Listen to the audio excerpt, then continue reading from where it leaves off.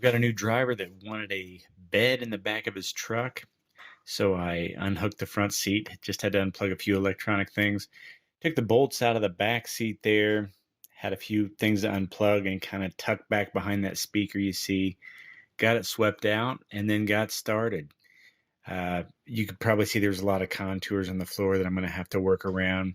I put the seat back as far as I can, and then I like to take some general measurements to get an idea of how wide, how deep, how long everything is. I like to put the seat back in a reclined position too, just so we can see where a driver might want to keep his seat if he was kind of reclining and chilling out.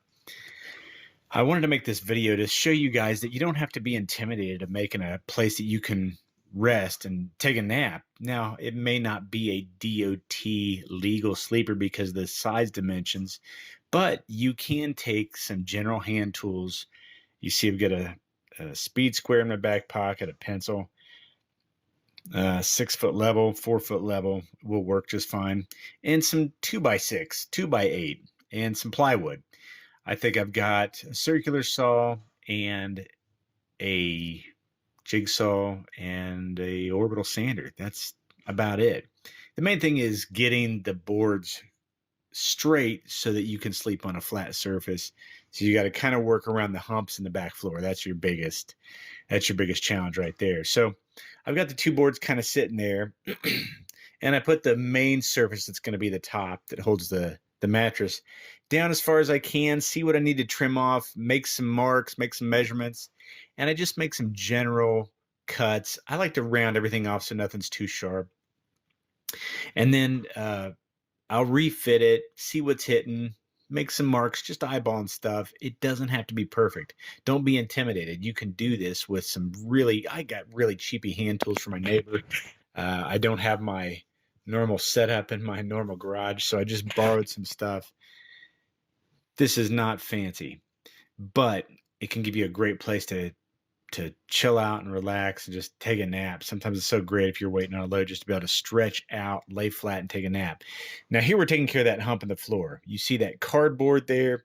What I'm doing is I'm going to take a piece of pencil and I'm going to run it down that contour, and I'm going to keep trimming that until it fits that floor perfectly. And then I'll go back and add what I need to the top. So once it's fitting the floor perfectly, the top is going to be maybe 3 inches away from touching. So I'm just going to measure up, and when I add the measurement I need to get all the way to the top, then that'll make my support for the rest of the board. I also like to bring a piece out to the front here, as you're seeing, for extra storage, and you can sit on that, put your boots under there for the night, and just kind of sit down and get your boots on again the next day. So you're not laying down trying to put on boots and socks and stuff like that. Makes it kind of handy. This driver also wanted to have some storage bins, and he brought one as an example to me. So he could put stuff in there, slide it in and out easily, and keep it kind of clean and concise. Now the next shot, I think we'll see, you can lay it a diagonal and be 6'4" all the way up to there. You'll see some feet there to the left that I had to add to my 2x6. It's much cheaper just to rip something down and add to it.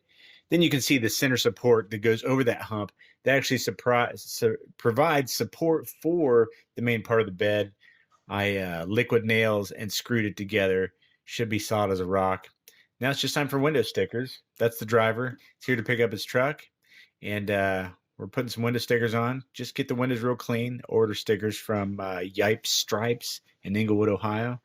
You can get them just about anywhere. Now, they do a much, much better job of putting them on. So if you can give them your truck and have them put them on, go ahead. I always leave a few little tiny air bubbles in mine. I'm not quite as perfect as they are, but you get the general idea. Just push everything down, push it in. I'm using like 5 credit cards, like put together, and just pushing them in on my hand. Doesn't have to be anything fancy, nothing too serious. So that's how you make a bed to relax in and chill out while you're waiting for loads.